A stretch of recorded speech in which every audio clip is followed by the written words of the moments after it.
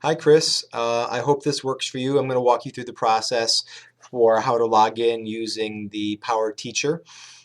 So first things first, you go to your browser and I sent you the URL, which you can see highlighted right here, and also my username and password.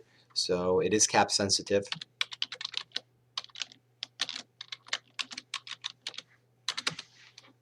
Hit the sign in. Now once you sign in, yeah, I'll use my cursor, if you will, to highlight a couple of things right here. All that you need to do to be able to find out where students are right now is you're going to go into this leftmost column underneath Power in PowerSchool, and you work your way down past Functions, Reports, People, into Setup. Now once you're at Setup, you're going to click on School, and from School, you're just going to scroll down until you actually get to Scheduling. And in Scheduling, you're going to go right down to the one that says Courses. Manage information about individual courses, active, blah, blah, blah. Click on that. Okay. A couple more clicks and we're actually going to be there. Now you'll notice that mine already defaults to math. Just simply because math and science is obviously what I'm very interested in all the time. So I click on the filter results, and you want to make sure that it's set to department, and you just literally write in mathematics. You, in theory, in the future can adjust this time span, but no historical grades. We've talked about this before. No historical grades have been imported from the previous database server. So this is all we have is current stuff. So what you'd want to do then at this point is filter your resource. You can put in the course name, which actually is, we'd be interested in plane geometry, kids who are in plane geometry this year, or kids who are in, our Algebra 1 this year. So for all that you'd have to do is once you hit the filter the results, you'd get these listings down below.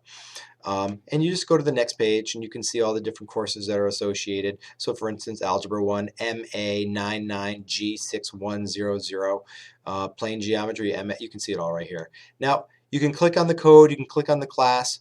One that probably works best for us is go all the way over to the column that's entitled Sections. And if you click on Sections, and then let's just say I'm curious about my 9 sections of plane geometry, click on that. And every single one of the teachers, the 9 teachers who are dealing with these sections, or I shouldn't say 9 teachers, the 9 sections with their associated teacher, Dorigo, she's got 3 of them. All you need to do is scroll right down to this last one where it says enrollment. And once you click on enrollment, the entire class pops up. And basically I could click on each student.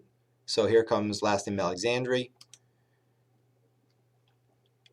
She pops up. Now with the student active on my screen, what I can do is go over to the leftmost column again, go over to academics, and then from academics you can go down to historical grades, click on that, and it will show me what we've got going on in regards of quarter 1, quarter 2, midterm, and if it's, the class is over a semester, it wouldn't be influential of mathematics, but it would let you know, like for instance, let's see if we can find this plane geometry, B, B, B. So we've got a B student right across the board, Miriam, for geometry. So we could assume then that, if all was well with her cross-reference list, and you're actually emailing me right now, I would look at the one that Anita just sent us from 9th grade, and you could look at this from 10th grade, and we could figure out where she's going to sit in regard. So it's really going to be a cross-referencing exercise.